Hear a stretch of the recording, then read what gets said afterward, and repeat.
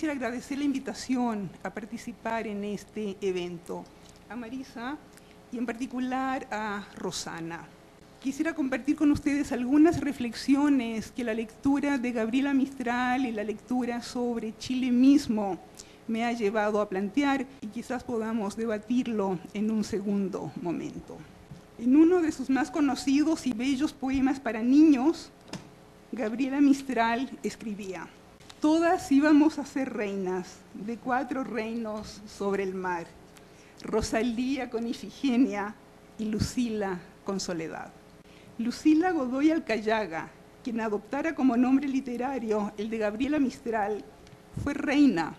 Una tarde de diciembre de 1945, día en que recibiera de manos del rey Gustavo V, rey de Suecia, el Premio Nobel de Literatura.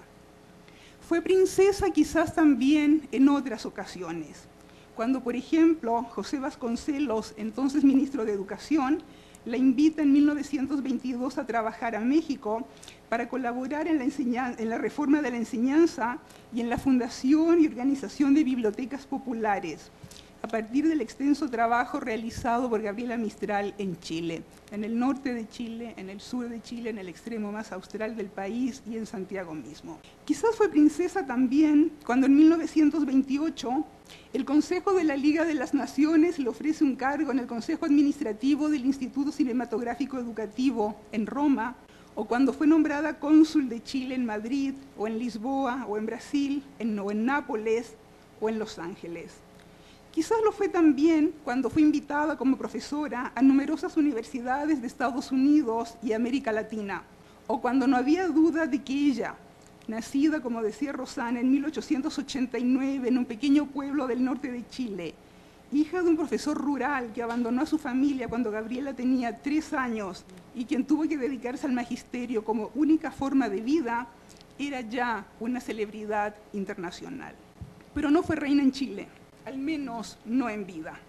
Ella misma diría muchos años después, y la cito: Chile es el país que menos me conoce y el que menos me lee.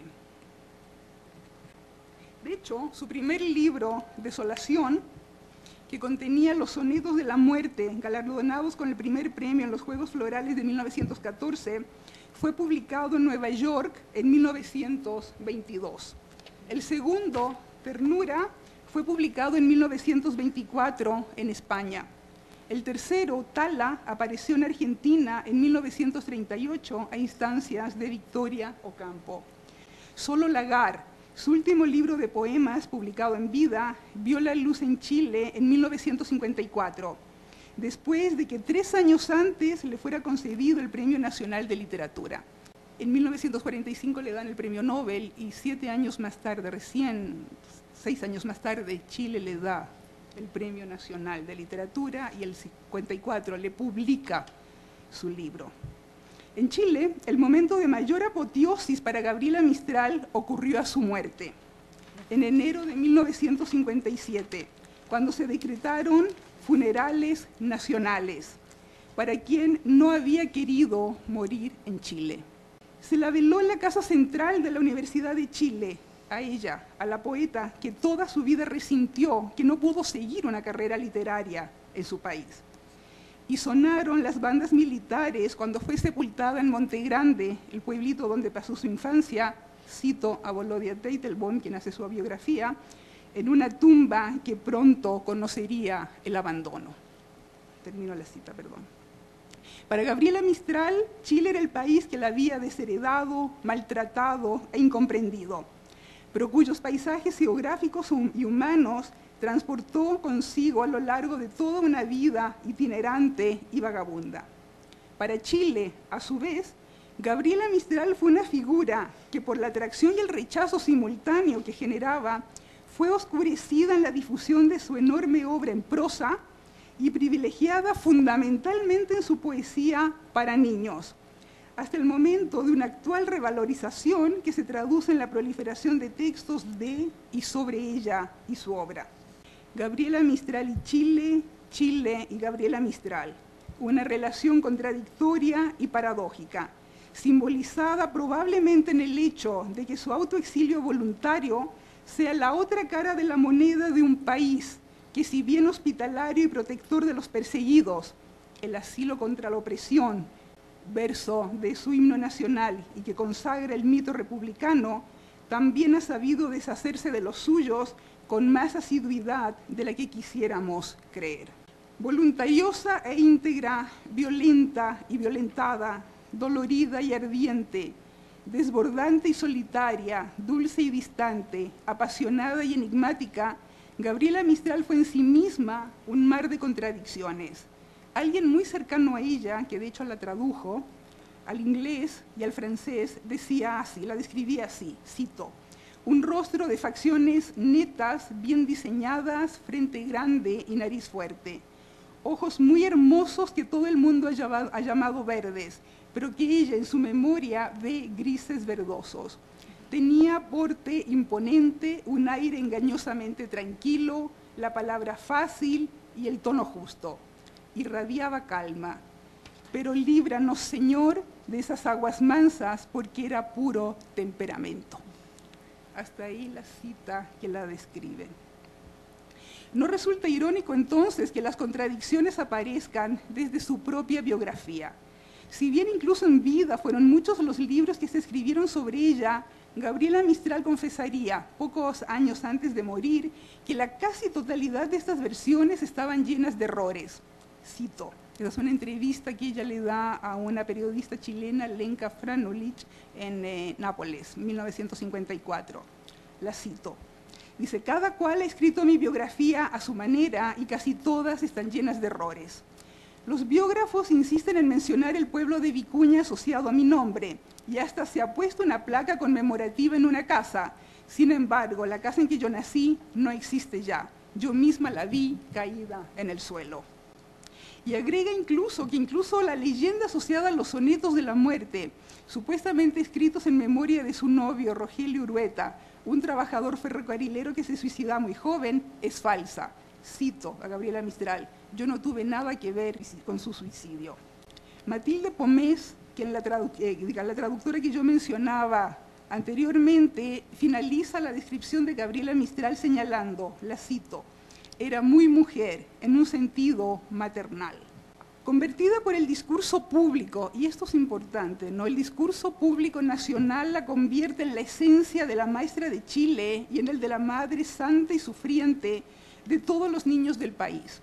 Pero simultáneamente la propia Mistral promovió y alentó este discurso que reforzaba el rol femenino tradicional, pero en un momento en que paradójicamente el Estado alentaba la incorporación de la mujer al trabajo, en el marco del proceso de modernización nacional iniciado en Chile desde los primeros años del siglo XX. Ciertamente en este proceso la educación jugaba un papel clave, al tiempo que la maestra no solo transmitía el proyecto liberal de homogeneización cultural, sino que aparecía como representación o símbolo de los valores nacionales. Pero simultáneamente, si bien a través de la profesión de maestra miles de mujeres se incorporaron al mercado de trabajo, y ello constituyó una forma de emancipación, además en una época de incipiente feminismo, el hogar, la familia y la maternidad conservaban un papel central como fuente de la identidad femenina. En esta línea, si bien Gabriela Mistral colaboró con el discurso estatal, asumiendo el imperativo de aparecer como alguien que se había casado con la causa nacional, sacrificando la maternidad personal en aras de los niños de la nación, su opción personal fue la no maternidad. Habría que hacer un pequeño paréntesis, ella adopta un hijo, algunos años más tarde, una historia frente a la cual también hay versiones contradictorias, ¿no? Ella dice que ella era hijo de un hermano de ella, casado con una española, que abandona a la mujer, la madre muere, entonces ella se hace cargo del hijo. Hay otras versiones más recientes que señalan que fue hijo biológico de ella. Sí, hay versiones contradictorias en este sentido, parte de todo este claroscuro, que sí que es la propia biografía de la Gabriela Mistral. Bueno, en todo caso, vive con él y el muchacho se suicida a los 18 años en Brasil. Un suicidio, una muerte del muchacho sobre el cual también hay una serie de versiones contradictorias, ¿no? Parte de todo este claroscuro, paradojas, contradicciones, ambigüedades que yo quiero destacar. Pero en todo caso, ella nunca reconoce que es un hijo de ella y, digamos, ella siempre asume que no es madre, no ha sido madre biológica. Si bien aceptó el rol asignado de defensora del mundo doméstico y familiar como campo de acción propia de la mujer, ella no tuvo una familia convencional y su vida privada fue bastante ajena a las normas sociales. Si bien no fue femenina en el sentido más tradicional, tampoco hay pruebas fehacientes del lesbianismo. También existen dudas sobre la veracidad de su romance con el también poeta chileno Manuel Magallanes Moore. Se le han adjudicado otros romances, no hay ninguna corroboración ni de que sí ni de que no. Hasta la fecha no se conocen diarios ni confesiones sexuales sobre una posible homosexualidad. Por otra parte, si bien la Mistral aceptó ser el símbolo de la maestra chilena, digamos en concordancia con este discurso público oficial, años más tarde confesaría que sus labores docentes la agobiaban y la aburrían, y que eran solo un medio para ganarse la vida, pues su verdadera vocación era la poesía. Si bien sus poemas infantiles son conmovedores, está excluidos de ellos la figura paterna y el mundo social, algo extraño en una mujer que vivió la mayor parte de su vida no solo entre bibliotecas, sino en un mundo público rodeada de hombres. Por lo tanto, maestra de la nación cuando su vocación real era la poesía, madre de la nación, una mujer que no tuvo hijos biológicos, que vivió siempre rodeada de mujeres y que destellaba un ambiguo resplandor viril. Pero Chile también es un país surcado por ambivalencias y contradicciones. Una de ellas, y la más importante, la constituye quizás el mito de la excepcionalidad, misma que ha jugado un papel central en la construcción de la historia y la identidad de la nación. Proveniente de la época de la colonia y justificado entonces por la permanente guerra contra los mapuches y por la lejanía territorial que no resistía comparación con los grandes centros virreinales como México o Perú, la excepcionalidad se convirtió desde la independencia en blasón de orgullo ante el mundo, a pesar de la pobreza del país. Diversas fueron las vertientes de este mito de la excepcionalidad que convertirían a Chile en la república modelo en América Latina. Un blasón que sigue ostentando ahora con otros contenidos, pero igual se asume como país modelo, ¿no? Entre comillas. Aunque tras cada una de estas vertientes estuvieran presentes la negación, la paradoja, la ambigüedad y la desmemoria. Así, por ejemplo, tras la idea de civilidad se ocultaba, entre otras cosas, la violencia sacrificial de los cuerpos martirizados de araucanos y españoles durante la conquista, o las cruentas guerras contra Perú y Bolivia durante el siglo XIX, o las masacres obreras de las primeras décadas del siglo XX. Tras la noción de estabilidad, comillas, se olvidaba que los militares no habían sido históricamente ajenos a intervenir de manera periódica en la vida política y en el gobierno del país. El mito de que los militares no intervenían en política es un mito. Tras la imagen de la democracia institucional, comillas, no se consideraba el carácter oligárquico de la sociedad chilena, al menos hasta la primera mitad del siglo XX. Tras la noción de solidez política, no se querían reconocer las tendencias autoritarias presentes en el país desde principios del siglo XIX. Tras el principio de adhesión a la norma, se olvidaba la falta de voluntad para aplicar la ley, aun cuando no se cuestionara su legitimidad y validez. Tras los valores republicanos de libertad e igualdad y las formas republicanas de gobierno inspiradas en el modelo enciclopedista europeo, se dejaba de lado el sello estamental y excluyente de la sociedad chilena. Cuando Gabriela Mistral nace, en abril de 1989, Chile era todavía una sociedad tradicional de orden señorial, rural y jerárquico. En 1914, cuando ella irrumpe literariamente a contar de su triunfo en los Juegos Florales de Santiago, comenzaban a consolidarse los grupos medios en el espacio social con creciente injerencia en la esfera política y cultural. Cuando muere en 1957, Era innegable el ascenso de nuevos actores sociales a sitiales de poder.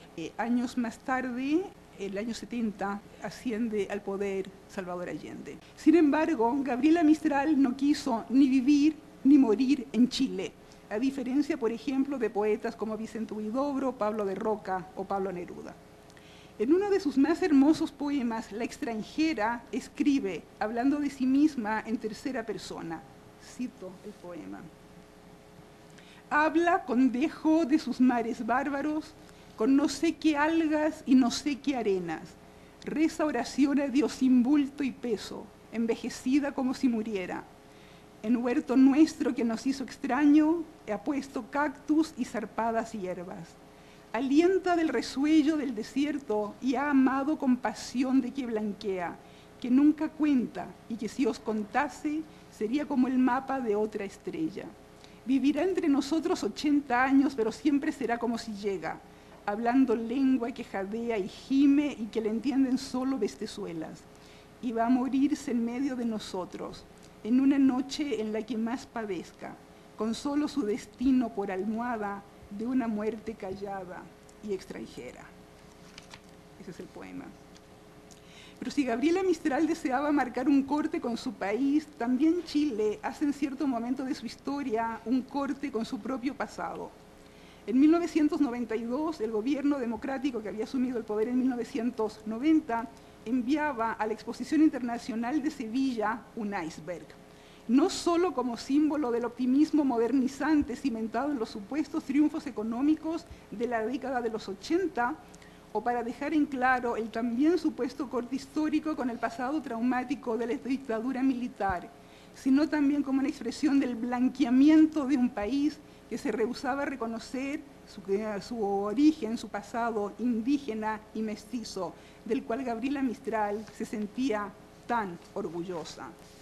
El gobierno militar borró su nombre del edificio de la UNCTAD, un edificio que se construye para una reunión internacional de la UNCTAD.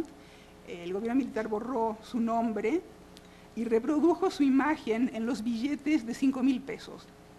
Pero hoy, parafraseando los primeros versos del primero de sus sonetos de la muerte, Gabriela Mistral sale del nicho helado en que los chilenos la pusieron durante décadas.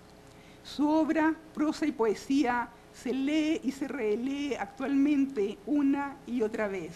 Y Lucila se convierte en Gabriela sin dejar de ser la Lucila que junto con Soledad, retomo el poema inicial, hablaba a un río, a montaña y cañaveral, en las lunas de la locura recibió reino de verdad. Gracias.